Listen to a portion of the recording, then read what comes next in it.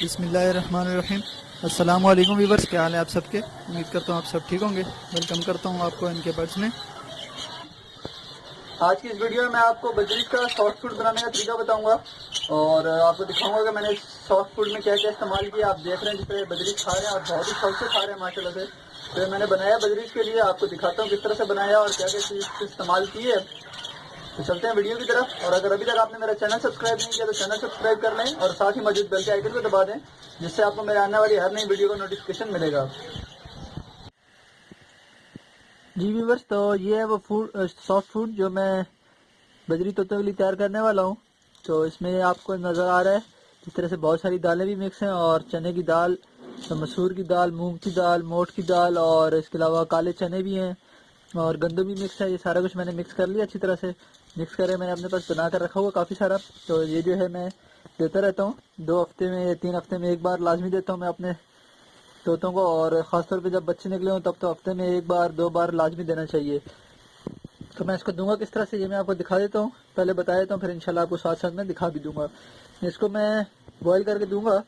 Boil करने की वजह ये है कि सर्दियों में जो है सॉफ्ट फूड जिसमें दाल वगैरह ये है, गंदम वगैरह, इसको बॉईल करके देता हूँ मैं। और गर्मियों में जो है भिगो कर देता हूँ।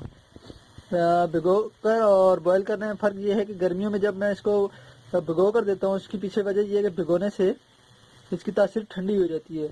और अभी मैं बॉईल करके दे रहा हूँ, इसकी वजह ये है कि ये जब बॉयल होगी सारी दालें और गंदम वगैरह बॉयल होकर नरम हो जाएंगी, तो जब बॉयल होंगी तो इसकी तासीर जो है वो गर्म हो जाएगी।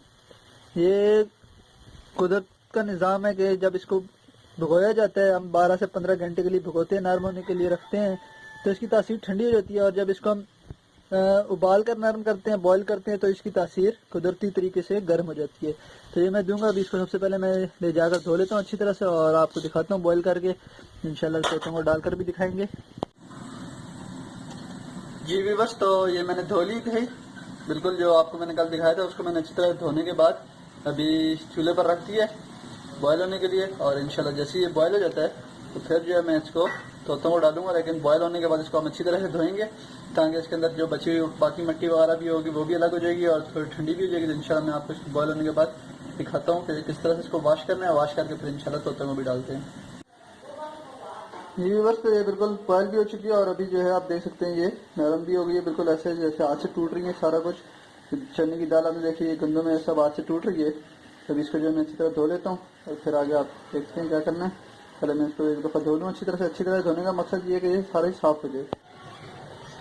व्यूअर्स, तो मैं इसको धोने के लिए ये छन्नी इस्तेमाल करने लगा हूँ और इस छन्नी में ये सारी डाल दूँगा, जिससे ये है कि ये अच्छी तरह से बिल्कुल साफ़ हो जाएगी, धुल जाएगी और पानी सारा निकल जाएगा। पतीले में यह है कि बार बार धोने से ये गिरते रहते, ज़ाया होते रहते, जब जब मैं पानी निकालता तो इसमें एक ही दफ़ा में सारा साफ़ हो जाएगा।